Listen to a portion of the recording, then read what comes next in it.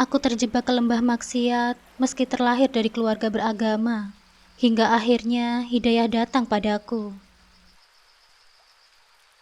Assalamualaikum sahabat Bunda. Semoga Allah selalu memberikan kesehatan dan kebahagiaan untuk kita semua. Buat sahabat Bunda yang sudah subscribe, semoga rezekinya dilancarkan ya. Amin ya Rabbal Alamin.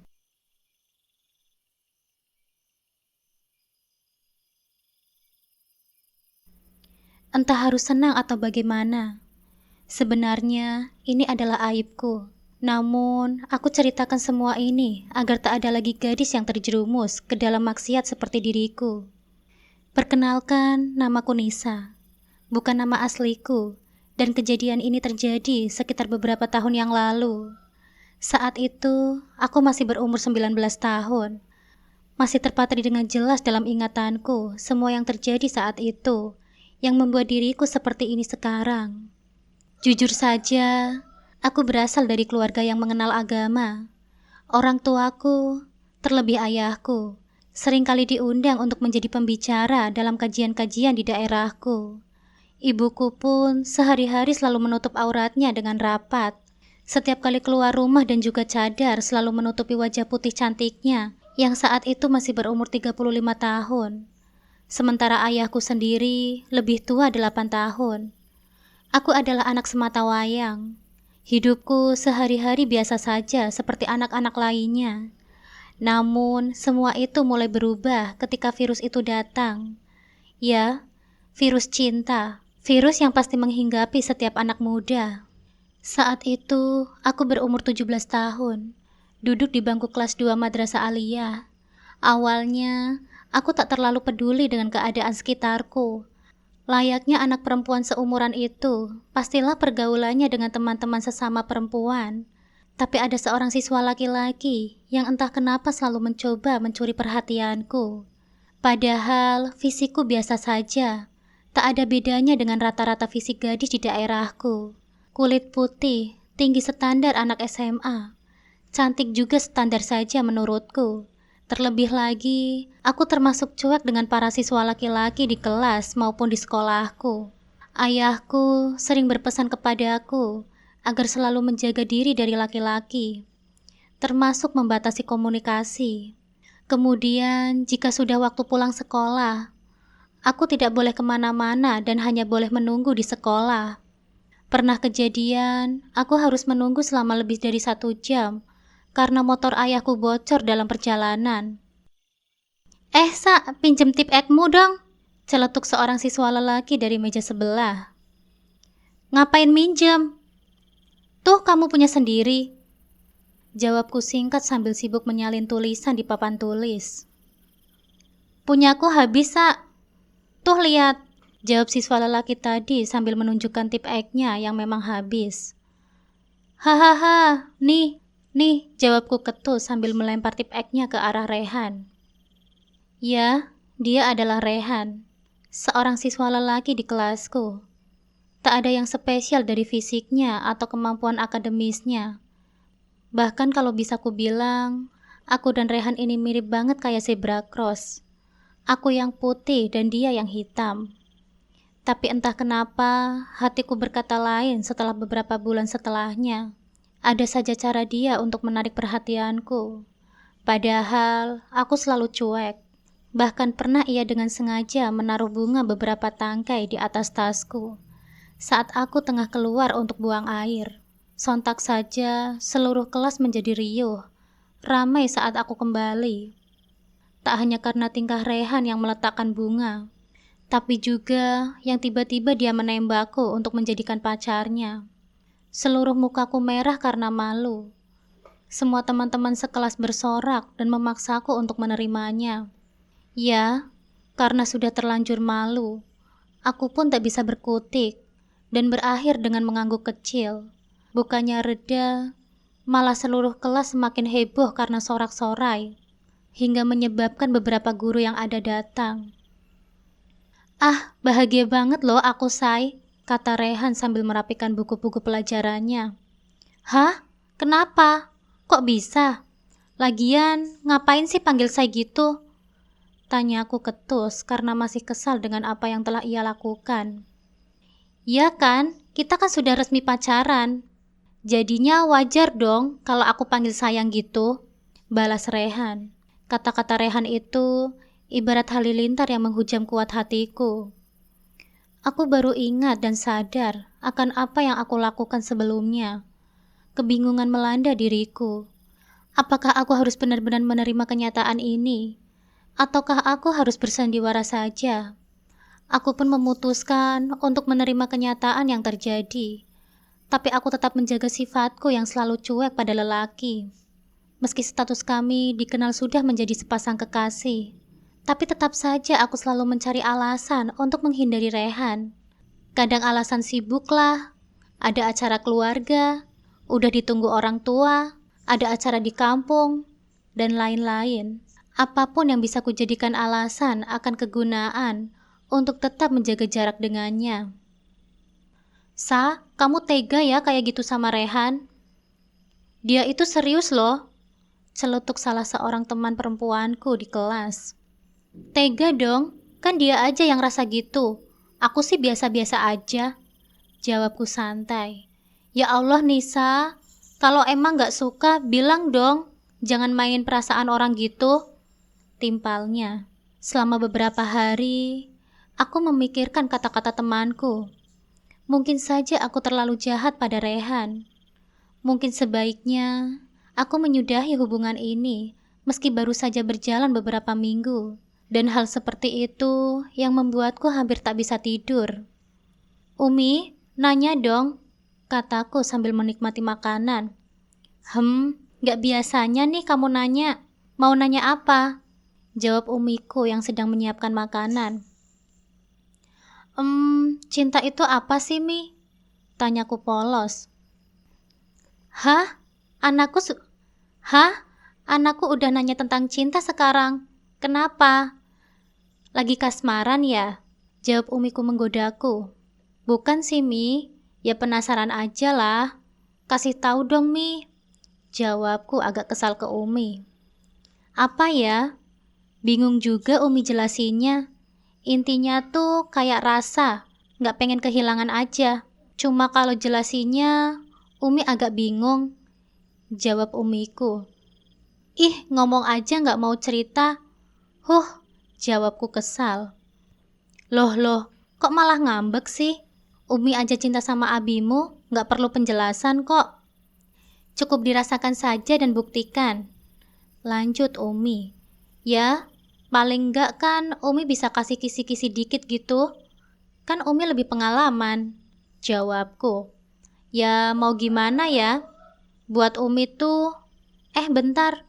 Kok anak Umi jadi pengen tahu banget sih? Biasanya kamu tuh paling malas ngobrol yang gak penting lama-lama gitu. Tanya Umi yang mulai penasaran. Gak jadi deh. Kataku yang kemudian melanjutkan makan, sementara Umi melihatku dengan keheranan.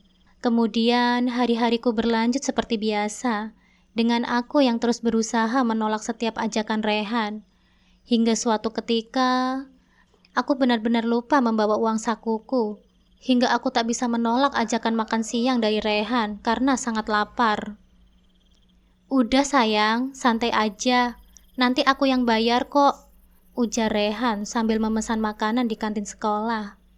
Enggak, nanti aku ganti ya, jawabku yang merasa tak enak dengan Rehan. Apaan sih? Udah makan dulu. Itu pikir nanti aja. Sayang mau makan apa? Tanya Rehan yang terdengar tulus. Apa aja yang murah? Kataku sambil menahan malu. Oh, ya udah Bu. Pesan ayam bakar 2 ya. Sama es teh manisnya 2. Ujar Rehan. Mendengar apa yang dipesan Rehan membuatku semakin merasa bersalah. Bukan hanya karena harga ayam bakar yang termasuk mahal di kantin, tapi juga sikapku yang selama ini selalu acuh pada Rehan. Akhirnya, kami pun duduk di meja makan sambil berhadapan. Meski tak banyak yang makan di kantin karena kebanyakan siswa sudah pulang, tapi tetap saja ada beberapa siswa yang memang sengaja ngecengin aku dan Rehan di sana. Kayaknya ada yang lagi asik nih. Mana belum ada pajak jadian lagi? Celetuk salah seorang siswa. Hahaha, sabarlah, doain aja gampang rezekinya. Entar aku traktir deh. Timpal Rehan mencoba membalas kata-kata siswa itu. Ya sudah jadi konsekuensi ketika kita membuat sensasi di lingkungan sekolah. Sebenarnya, aku sudah memprediksi akan terjadi hal-hal seperti ini. Maka dari itu, aku bersikap cuek pada Rehan. Tapi siang itu, rasa lapar membuatku tak punya banyak pilihan. Aku pun terpaksa menahan malu karena terus-menerus menjadi bahan pembicaraan di kantin. Bahkan teman-teman sekelasku yang perempuan pun sama saja. Hahaha, maaf ya sayang, jadi gini, kata Rehan mencoba mencairkan suasana. Ya udah, salahku juga kok, jawabku dengan singkat sambil mulai menikmati ayam bakar di hadapanku. Meski awalnya kesal, namun keteguhan Rehan untuk terus pendekatan padaku pun berbuah juga. Entah kenapa, siang itu aku lebih banyak menjawab setiap pembicaraan yang Rehan sampaikan. Meski awalnya, aku juga tak peduli. Ah, ternyata nggak buruk juga ngobrol sama Rehan, ucapku dalam hati. Itulah awal mula hubungan kami semakin dekat. Aku yang tadinya cuek, mulai sedikit demi sedikit membalas perhatian dari Rehan. Itulah saat dimana benih-benih cinta mulai kurasakan. Teman-teman sekelas yang biasanya ngecengin aku pun mulai berkurang, karena kini aku dan Rehan sudah seperti layaknya pasangan kekasih. Mungkin bagi mereka, aku sudah tak seperti dulu, yang asik untuk dijadikan bahan candaan. Iya sayang, makasih ya, ucapku sebelum kemudian aku berjalan keluar kelas, menuju ayahku yang sudah menanti di luar gerbang sekolah. Setelah berada di motor, aku baru sadar akan apa yang aku ucapkan. Tak pernah kubayangkan kata itu akan mengalir lepas dari mulutku. Aku pun menutupi wajahku dengan kedua tanganku karena malu. Selama perjalanan pulang, hatiku terus berdegup kencang. Apakah ini yang namanya cinta? Hah? Mau buat apa HP segala? Kamu tuh masih sekolah, fokus aja ke sekolahmu dulu, jawab Abi sambil menjemput makanan. Ya kan, teman-teman kan udah pada punya HP, Bi. Masa aku sendiri yang gak punya? Canggung loh, Bi, aku di sekolah tuh. Gak tahu apa-apa. Ya, Bi ya, rengekku. Enggak, belum waktunya. Lebih banyak mudorot kalau Abi kasih HP ke kamu sekarang, jawab abiku yang memang terkenal tegas. Kasih aja kenapa sih, Bi? Nisa tuh kan udah besar. Lagian, kasihan juga dia nggak bisa komunikasi sama teman-temannya, jawab Umi yang berupaya membujuk abiku. Ya, bukan Abi namanya kalau langsung mengabulkan permintaan anaknya. Memang hanya aku sendiri yang tidak punya HP di kelas. Bukan karena orang tuaku tak mampu, tapi lebih karena mereka menganggapku belum cukup dewasa untuk menggunakan HP. Assalamualaikum, ucapku sambil membuka pintu depan rumah. Waalaikumsalam, jawab Umi dari dalam rumah. Mi, Abi mau kemana tuh? Gak biasanya siang-siang gini pergi, tanyaku sambil masuk ke rumah setelah melepas sepatuku. Gak tahu juga, tadi katanya mau ada musyawarah sama teman-teman kajian Abi, jawab Umi yang lagi santai tiduran di kamar. Oh gitu. Ini apa, Mi? Tanyaku yang terkejut dengan kotak hadiah di atas meja. Kenapa sih? Tanya Umi. Ini kotak hadiah punya siapa, Mi? Tanyaku penasaran sambil berlari menuju kamar Umi sambil membawa kotak yang terbungkus kertas kado itu. Oh itu hadiah dari Allah buat putri kesayangan, jawab Umi yang sudah dalam posisi duduk di pinggir kasur. Ah, buatku. Ah, makasih Umi, jawabku yang langsung membongkar cepat kotak hadiah itu. Mataku terbelalak melihat apa yang ada di dalamnya. Seluruh hatiku ingin berteriak karena rasa senang yang amat sangat. Entah bagaimana caraku mengungkapkan rasa senang yang kurasakan siang itu. Sebuah HP yang selama ini aku inginkan.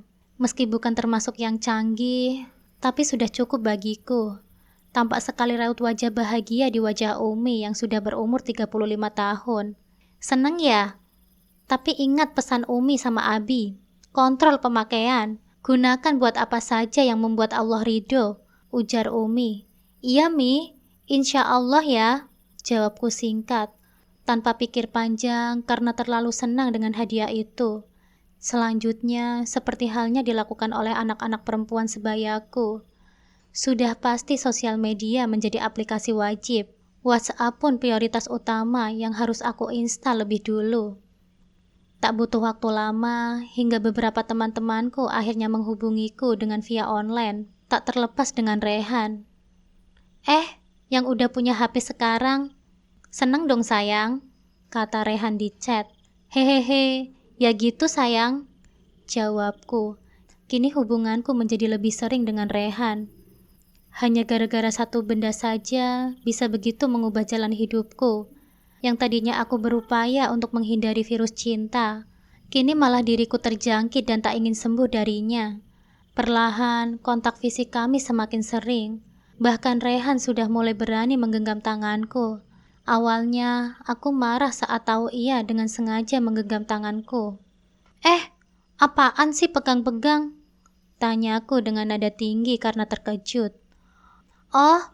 Nggak sengaja kok sayang, jawab Rehan yang berpura-pura tidak sengaja. Tapi ia tak berhenti di situ. Bahkan beberapa kali ia masih sering mengulanginya. Tak hanya menggenggam tanganku, kadang ia merangkul pundakku sesaat. Akhirnya, karena terlalu sering, aku pun capek sendiri. Meski berkali-kali kutegur dia, Rehan sama sekali tak bergeming. Ingin rasanya aku marah. Cuma rasa cintaku padanya sudah terlalu dalam untuk dikubur. Gak marah lagi nih dipegang? Tanya Rehan sambil memijat-mijat telapak tangan kiriku. Sementara tangan kananku menggenggam gelas Thai tea. Emang kalau aku larang, kamu bakal berhenti? Capek tahu ngasih tahu kamu tuh, jawabku yang masih kesal sekaligus nyaman. Ya gimana ya, masa iya bidadari secantik sayangku ini gak diperjuangkan sungguh-sungguh? Jawab Rehan yang membuatku tersipu. Apaan sih? Ngegombal mulu, jawabku. Ya nggak apa-apa kan? Sama kekasihnya sendiri juga, jawab Rehan yang tiba-tiba membelai lembut pipiku. Aku hanya terdiam saat kulit jemarinya menyentuh kulit pipiku yang cukup kenyal. Antara rasa bersalah dan juga bahagia bercampur jadi satu. Aku tak tahu lagi harus menjawab apa. Selama beberapa detik, aku terdiam. Namun, tak lama kemudian, bisikan malaikat yang lebih dulu membangunkan diriku dari lamunan singkatku. Plak! Udah ya, jangan kelewatan, ucapku sambil menepis tangan Rehan, sambil aku langsung berlalu pergi meninggalkan Rehan di kantin, yang sudah mulai sepi.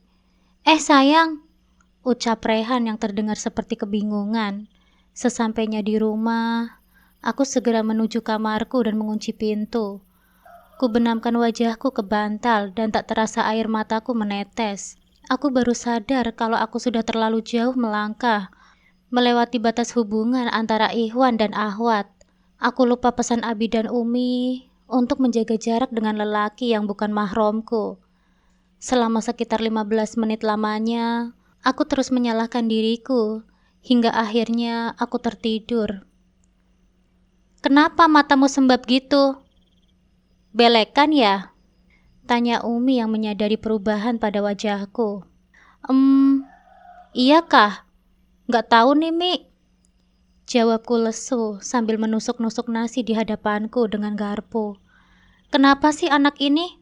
Cerita dong sama Umi kalau ada masalah, jawab Umi. Mi, Allah itu Maha Pengampun kan? Tanyaku. Iya dong, memangnya kenapa? Tanya Umi. Kalau aku buat dosa gitu, diampuni nggak ya? Tanyaku sambil terus menatap lesu nasi di depanku. Kenapa baru sadar sekarang? Jawab Umi sambil menahan tawa. Apaan sih Mi? Malah ketawa lagi. Serius loh? Jawabku agak kesal. Coba Umi tanya. Udah beberapa kali Umi suruh sesuatu sama Nisa. Tapi Nisa membangkang kan? Dosa nggak coba? Tanya Umi. Ya gitu deh, jawabku sambil menunduk malu. Nah, tapi Allah gak langsung marah kan sama Nisa? Jadi insya Allah, Allah akan tetap mengampuni dosa selama bukan dosa syirik. Lanjut Umi. Gitu ya Mi. Jadi begini, tadi tuh pas di kantin tuh ada temanku yang iseng gitu, terus pegang tanganku. Dosa gak ya Mi? Tanyaku. Ya tergantung. Itu Nisa yang pengen atau dia yang pengen? Tanya Umi. Dianya lah Mi. Orang Nisa lagi enak-enak makan. Jawabku berbohong pada Umi. Umi pun menyampaikan kalau dosa itu menjadi tanggung jawab kita, kalau hal itu memang kita sengaja dan tak tahu dalil tentang larangan akan hal itu. Tapi kalau tidak sengaja atau kita tidak sadar, maka kita terbebas dari dosa. Aku memang sengaja tak menyampaikan dengan jujur tentang apa yang telah terjadi padaku. Aku takut kalau Umi sampai marah, apalagi kalau Abi tahu. Sudahlah, mati sudah. Selama semalaman, aku sama sekali tak menghiraukan chat WhatsApp dari Rehan. Bahkan beberapa kali ia melakukan panggilan WA. Namun, suasana hatiku malam itu memang sedang tak ingin untuk berkomunikasi dulu dengan Rehan. Sayang, Nisa sayang, jawab dong. Tungguin, ujar Rehan yang berjalan cepat ke arahku saat sampai di gerbang sekolah pagi hari. Kok semalam aku chat gak dibales sih? Telepon juga gak diangkat. Kenapa sih kamu? Tanya Rehan. Gak apa-apa kok, jawabku singkat tanpa memandang Rehan. Yah, ngambek ya? Kenapa sih? Tanya Rehan yang terdengar panik. Kemudian seharian aku tak menghiraukan apapun yang Rehan lakukan. Beberapa kali ia berusaha untuk mendapatkan perhatianku, tapi aku masih merasa bersalah atas apa yang kulakukan. Kenapa sih, Sa? Marahan sama Rehan ya? Tanya Manda, teman karibku. Jawabku. Kenapa coba? Tanya Manda kembali sambil menikmati tempura.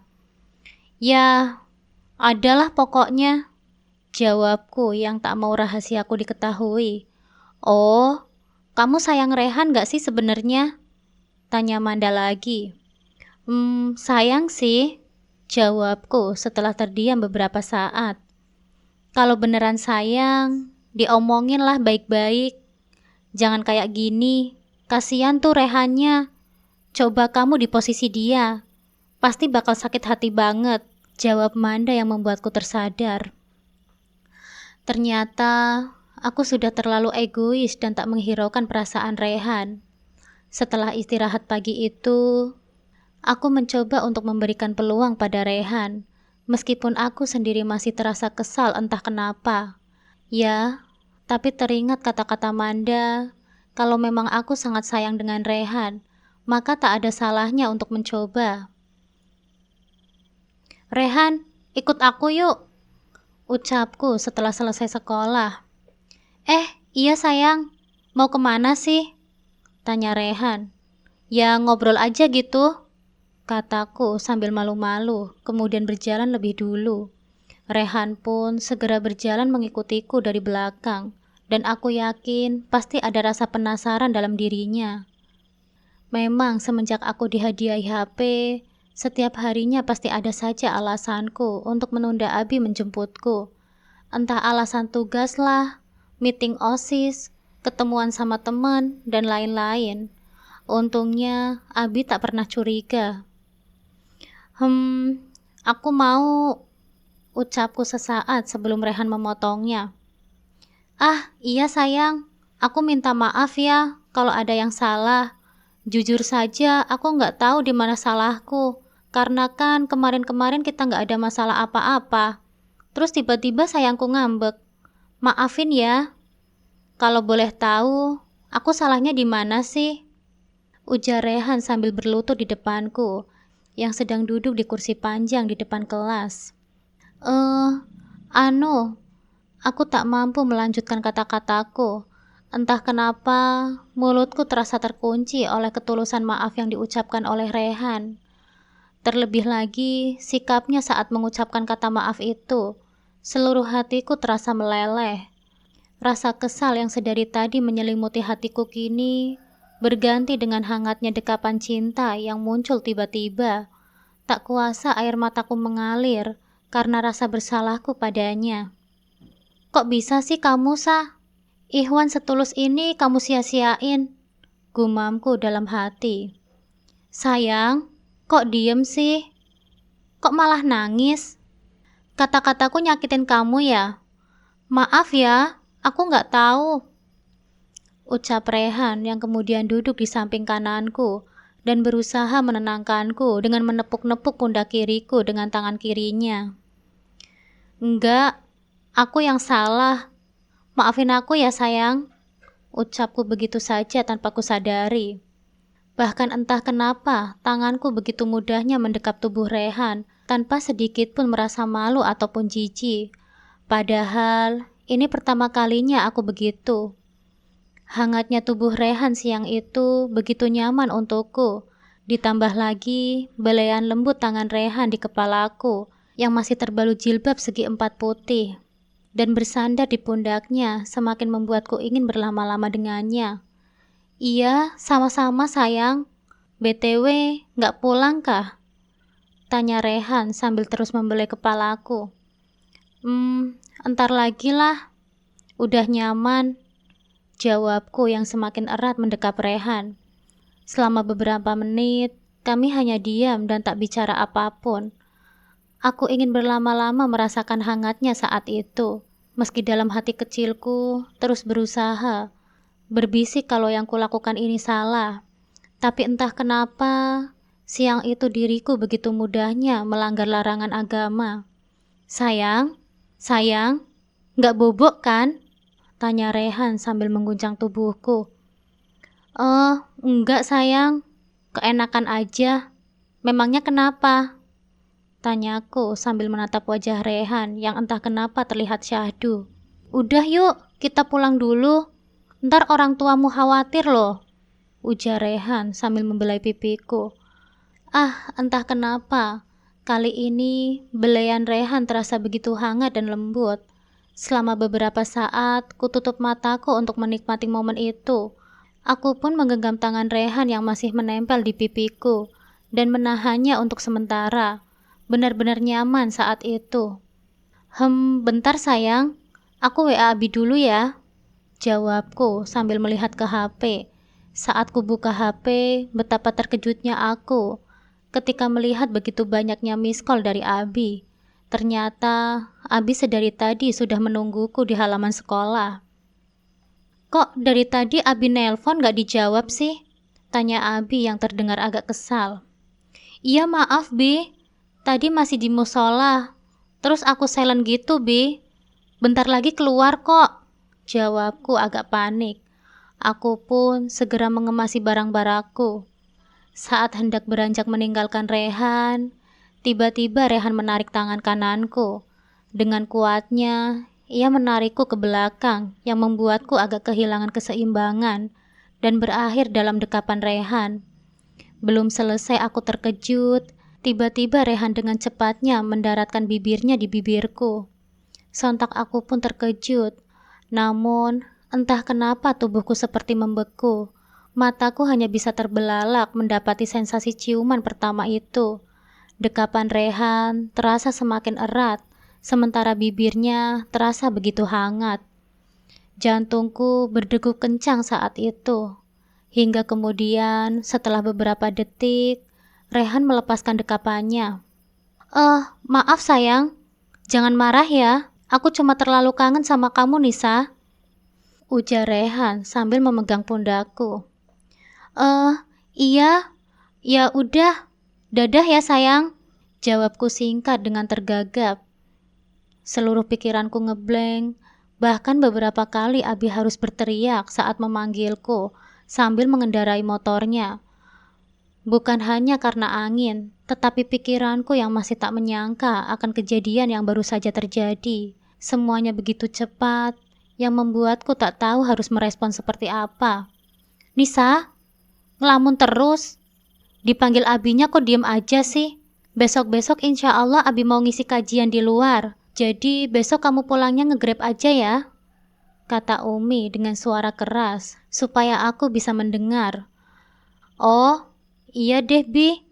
Tapi kan aku malu Bi, jawabku ngeles. Alah, biasanya juga kalau mau pergi main kamu juga pakai Grab. Dah lah, jangan bikin repot Umi, jawab Abi. Mendengar hal itu, aku semakin senang karena aku tak perlu khawatir untuk harus menunggu kedatangan Abi. Juga karena kini aku lebih leluasa main tanpa khawatir akan dimarahi Abi. Dan benar saja, bisikan setan yang selama ini terdengar lemah, kini terasa tak bisa terelakkan lagi. Semua keimananku terasa tak ada artinya. Begitu mudahnya aku mengiyakan setiap tingkah yang dibuat Rehan. Baru saja kemarin, ia dengan beraninya mencium bibirku. Kini hal itu sudah seperti kewajiban yang harus kita tunaikan. Bahkan, tangan Rehan tak lagi malu untuk menjamah bagian tubuhku yang lain. Benar kata orang tua, kalau matamu, telingamu, bibirmu, hatimu telah mengiyakan cabang-cabang zina, maka tunggulah saatnya kamu akan kehilangan perhiasan terpentingmu sebagai seorang wanita. Ah, sayang, ntar kalau ada yang lihat gimana? Tanyaku yang sudah terlanjur dilanda nafsu. Enggak kok sayang, santai aja. Kan kita udah sering di sini, jawab Rehan yang tengah mencumbu tubuhku yang masih berpakaian biru putih. Semenjak Abi sibuk untuk mengisi kajian, aku dan Rehan semakin intens dalam menjalani kenikmatan syahwat dunia. Gudang bangsal olahraga pun menjadi tempat rahasia kami setiap selesai sekolah untuk memadu kasih. Bahkan, disitulah kami pernah melakukan hubungan terlarang layaknya suami istri. Sehabis melakukan hubungan terlarang itu, aku pulang dengan perasaan bersalah, namun aku tak bisa untuk lepas dari jeratan setan itu. Assalamualaikum, ucapku memasuki rumah sekitar jam 15.30 sore. Waalaikumsalam, jawab Abi. Aku pun keheranan karena tidak biasanya Abi sudah ada di rumah jam segini. Setelah melepas sepatuku dan kaos kaki, aku segera menuju ruang keluarga dan menjumpai Umi dan Abi yang sudah menungguku. Ada yang aneh yang membuat hatiku merasa tidak nyaman, karena Umi terlihat tertunduk sambil menyeka air matanya. Sementara Abi tak pernah kulihat ekspresi yang menyeramkan seperti itu. Kamu pulang sekolah itu langsung kemana? Tanya Abi singkat tapi tegas. Bi, itu main sama teman-teman. Kadang kerja kelompok, jawabku yang mulai gugup. Yang benar, kamu itu bohong kan sama Abi sama Umi? Tegas Abi dengan nada yang tinggi sambil memukul meja sangat keras. Aku yang mendengar hal itu seperti hatiku tengah dihujam beribu-ribu tombak. Aku pun tahu kalau tingkahku selama ini sudah tercium oleh Abi. Bahkan mungkin lebih parah lagi kalau Abi sudah mengetahui dosa-dosaku. Aku hanya terdiam dan menunduk. Hatiku terasa hancur. Seluruh tubuhku gemetar. Aku tak sanggup mengangkat kepalaku, apalagi menatap Abi dan Umi. Bisa ku dengar jelas suara sesenggukan Umi yang tak kuasa menahan sedihnya. Apa ini? Hah? Jelasin ke orang tuamu ini, Nisa, teriak Abi. Aku mencoba mengangkat kepalaku dan mencoba menatap HP-ku yang Abi genggam. Kemarahan Abi masih tak seberapa dibandingkan kenyataan yang terjadi di hadapanku. Tampak jelas di HP-ku saat aku dan Rehan sedang bercumbu mesra yang sengaja aku rekam. Matilah aku, gumamku dalam hati. Seluruh tubuhku terasa lemas, sendi-sendiku gemetar hebat. Hatiku sudah tak berbentuk lagi. Pikiranku kalut. Aku hanya bisa menatap kosong ke lantai. Suara Abi yang begitu menggelegar pun sudah tak bisa kudengarkan. Karena hidupku rasanya habis saat itu juga. Beberapa saat kemudian, ku rasakan tamparan keras tangan Abi di wajahku.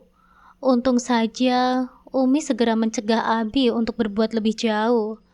Tak lama setelah itu, aku diseret paksa oleh Abi dan dilempar ke kamarku. Aku rela kalau siang itu, aku harus menjadi samsak kemarahan Abi. Buatku, siang itu tak ada yang lebih penting daripada kedua orang tuaku memaafkanku. Selama seharian, aku tak berani keluar kamar. Beberapa kali Umi memanggilku untuk makan, tapi aku tak mengindahkan panggilannya.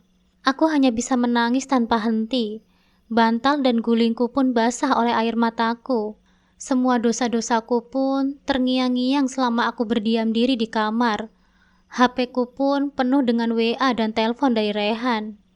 "Udahan ya sayang, mulai sekarang jangan hubungi aku lagi," jawabku terakhir kali di WA pada Rehan. Setelah hari itu, aku sama sekali tak pernah keluar rumah, meskipun hanya untuk membeli jajan. Bahkan saat mengambil rapot pun aku tidak ikut. Aku keluar kamar pun seperlunya saja. Setiap kali bertemu Abi, aku segera buru-buru kembali ke kamar. HP-ku sudah lama disita oleh Abi sejak kejadian memalukan itu. Aku juga tak tahu apa yang terjadi pada Rehan. Yang ku tahu, kalau Abi sempat bilang akan meminta pertanggungjawaban pada Rehan. Hari-hari pun berlalu dengan aku yang terus menutup diri. Beberapa tetangga rumah sudah sering menanyakan tentang diriku. Tapi Umi bisa menjawab dengan sigap untuk mengurangi kecurigaan tetangga. Hampir sebulan lamanya, aku berada terus-menerus di rumah. Umi pun merasa tak tega dan berkali-kali mencoba untuk berbicara denganku. Tapi justru aku tak mampu sedikit pun berbicara pada orang yang telah berjasa begitu banyak padaku. "Besok pagi ikut Abi sama Umi ya, jam 7 harus sudah siap," ucap Abi singkat tanpa memandangku sedikit pun.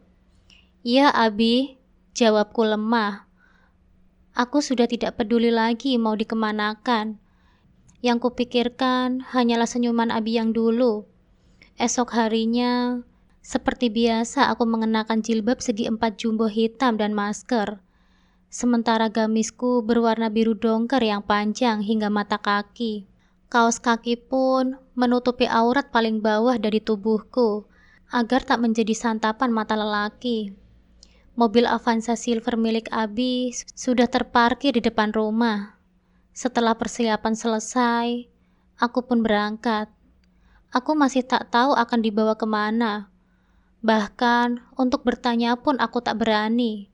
Sudah terlalu parah aku mengecewakan Abi dan Umi. "Oh iya, Nisa belum tahu ya. Ini Abi sama Umi mau ngajakin Nisa buat mondok aja. Nggak apa-apa kan?" ujar Umi mencoba memecah kesunyian. "Iya, nggak apa-apa kok Mi," jawabku singkat. Lebih dari 1 jam lamanya perjalanan kami. Suasana hiruk pikuk kota pun mulai berangsur-angsur menghilang dan berganti dengan suasana khas perkampungan dan pedesaan. Suasana serba hijau dan asri yang mengejutkan hati mulai memikat mataku. Anak-anak kecil berlarian dan bermain bersama, layaknya dulu ketika belum ada serangan smartphone. Setelah beberapa lama melewati jalan yang hanya dikelilingi oleh pepohonan rindang khas daerah hutan, maka tibalah kami di sebuah pondok yang tak terlalu besar. Sudah menjadi kebiasaan kalau lokasi pondok atau pesantren biasanya berada di tempat yang jauh dari pemukiman. Selain agar tidak banyak gangguan, juga agar pembelajaran di sekitar pondok lebih kondusif. Abi pun segera turun dan menjumpai salah satu ustadz pengasuh di pondok itu. Aku tak terlalu tahu apa yang keduanya bicarakan, tapi tak berselang lama aku pun diajak untuk masuk ke ruang tunggu pondok. Bangunan pondok yang begitu sederhana, tak banyak ornamen di luarnya. Namun ketika masuk ke ruang tunggu, suasana khas pondok begitu kental terasa. Banyak meja-meja kecil yang biasa digunakan para santri untuk menghafal Al-Quran. Beberapa rak buku yang berisi kitab-kitab yang biasa digunakan di pondok. Dan ruang tamu yang terhampar luas hanya dilapisi karpet tipis tanpa kursi. "Assalamualaikum." "Iya, nama Ana Sofi." Insya Allah mulai sekarang dan seterusnya, saya akan bertanggung jawab untuk menjaga Mbak. Siapa nama Mbaknya? Ujar salah satu ustazah yang berpakaian serba hitam dan bercadar. Itu loh, ditanya sama ustazah. Jawab dong, celutuk Umi. Oh, saya Nisa ustazah, jawabku sambil menjabat tangan ustazah Sofi. Hampir seharian lamanya, aku dan kedua orang tuaku berada di pondok itu untuk mengetahui penjelasan tentang agenda dan peraturan pondok. Kami pun diajak untuk berkeliling pondok dan juga ditunjukkan di mana para santriwati menginap. Lokasi pondok putra dan putri tidak terlalu jauh dan dibatasi tembok. Beberapa terlihat santriwati yang tengah lalu lalang. Ada juga yang baru saja selesai mencuci baju dan beberapa tengah sibuk menyiapkan keperluan makan siang di dapur. Ya, begitulah ustazah. Saya amanahkan anak saya ke pondok ini. Saya harapkan anak saya bisa berubah lebih baik ke depannya dan bisa menjadi wasilah untuk kami menuju ridho Allah, ujar abiku pada Ustazah Sofi. Insya Allah Bapak, kami akan berusaha semaksimal mungkin untuk mendidik para santriwati agar lebih dalam mengenal dinul Islam dan insya Allah akan menjadi anak-anak yang bisa memberikan mahkota bagi kedua orang tuanya kelak di yaumul akhir, jawab Ustazah Sofi. Selama sehari semalam, orang tuaku menginap sebelum kemudian berpamitan padaku keesokan harinya. Meski aku sudah siap akan konsekuensi dari tindakanku, tetapi tetap saja ini masih terasa berat bagiku untuk berpisah dari kedua orang tuaku. Sayang, sungguh-sungguh belajarnya ya di sini. Umi percaya Nisa bisa berubah. Insya Allah yang kemarin yang sudah terjadi biarlah terjadi. Nisa buat lagi lembaran baru ya. Umi bisa percaya Nisa bisa, tanya Umi yang terlihat matanya berkaca-kaca. Iya Umi, maafin Nisa ya. Maaf, jawabku yang kemudian memeluk erat Umi seakan seperti akan kehilangan dirinya. Sudah sana, sudah ditunggu ustazah tuh, celutuk Abi sambil menatap ke arah lain. Meski terlihat cuek, aku bisa merasakan dari suara Abi kalau sebenarnya ia juga menahan tangisnya, karena ini pengalaman pertamanya melepas anaknya. Hatiku pun amat senang dan entah kenapa tubuhku begitu ringan untuk melangkah dan langsung mendekap erat tubuh abiku. Makasih ya Bi, makasih udah sayang sama Nisa. Insya Allah Nisa akan berubah, akan berusaha membuat Abi bangga, ucapku. Abi tak banyak berkata-kata, namun saat tangan Abi membelai lembut kepalaku, tak terasa air mataku mengalir. Sudah lama sekali rasanya sejak terakhir kalinya aku merasakan kehangatan telapak tangan abiku. Ingin rasanya aku mengulang waktu di mana aku tak terjerumus dalam kemaksiatan. Tapi nasi sudah menjadi bubur. Tak ada lagi yang bisa kulakukan selain melangkah maju untuk menutupi segala kesalahanku. Yuk Dek Nisa, ikut saya, ujar Ustazah Sofi. Beberapa saat setelah mobil kedua orang tuaku hilang di kejauhan. Iya Ustazah, jawabku sambil menyeka air mataku dan berlalu mengikuti Ustazah Sofi sambil menenteng tas yang berisi beberapa perlengkapanku. Aku menghela nafas panjang, duduk di sudut kamar asramaku di pondok pesantren. Sudah hampir sebulan aku tinggal di sana, jauh dari hiruk-pikuk kehidupan lamaku. Pondok ini berbeda dari apa yang pernah aku bayangkan. Tidak ada kebebasan seperti di luar, namun juga tidak ada tekanan yang selalu menghantuiku di masa lalu. Di tempat ini, ada kedamaian yang perlahan-lahan merayapi hatiku, sebuah rasa aman yang telah lama hilang dalam hidupku. Awalnya, aku merasa malu dan tertekan karena dipaksa masuk ke pondok pesantren oleh orang tuaku. Umi dan Abi tahu betul bahwa aku sudah terlalu jauh terjerumus dalam pergaulan bebas. Bahkan telah melakukan dosa besar yang membuat hati mereka hancur. Mereka berharap pondok ini bisa menjadi tempat bagiku untuk berubah. Pertemuan dengan Ustazah Sofi, seorang wanita yang lembut namun tegas, adalah titik balik dalam hidupku. Ustazah Sofi bukan hanya seorang pengajar, tetapi juga seorang ibu, sahabat, dan penuntun bagiku. Di mata Ustazah Sofi, aku adalah seorang gadis muda yang tersesat, bukan seorang yang harus dihakimi. Semua orang punya masa lalu, Nisa. Tapi yang terpenting adalah bagaimana kita bisa menatap masa depan. Ucap Ustazah Sofi suatu hari saat kami sedang berbincang di taman pondok. Meskipun awalnya sulit, aku perlahan membuka diri kepada Ustazah Sofi. Aku menceritakan segala hal, termasuk dosa besar yang telah aku lakukan dengan pacarku. Ustazah Sofi mendengarkan dengan penuh perhatian tanpa menghakimi. Dan itulah yang membuat aku merasa sedikit lebih ringan. Nisa, kita semua manusia, dan manusia itu tidak sempurna. Yang penting sekarang adalah bagaimana caranya engkau bisa memperbaiki diri dan memohon ampunan dari Allah.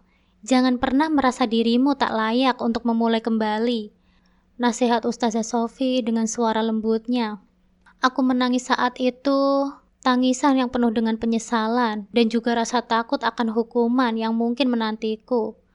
Namun, Ustazah Sofi menuntunku untuk bertobat dengan tulus.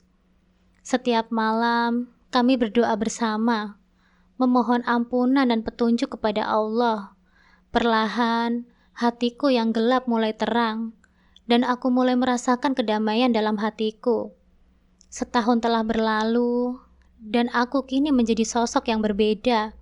Aku tak lagi gadis yang penuh nafsu birahi. Wajahku kini lebih tenang, dan hatiku lebih damai. Meski dosa masa laluku tak akan pernah bisa kulupakan. Aku tahu bahwa Allah Maha Pengampun, dan aku telah berusaha sebaik mungkin untuk kembali ke jalan yang benar. Pada suatu malam yang hening, aku berdiri di depan cermin. Aku melihat diriku sendiri. Tetapi yang kulihat bukanlah gadis yang dulu penuh dengan rasa bersalah dan kebencian terhadap dirinya sendiri. Aku melihat seorang wanita muda yang telah menemukan kekuatan dalam kelemahan, cahaya dalam kegelapan. Di pondok ini, aku belajar bahwa penyesalan adalah awal dari perubahan, dan taubat adalah jalan menuju kebahagiaan yang sejati. Dengan bimbingan Ustazah Sofi, aku mengerti bahwa meskipun aku telah jatuh dalam dosa, masih ada jalan untuk bangkit dan memperbaiki diri.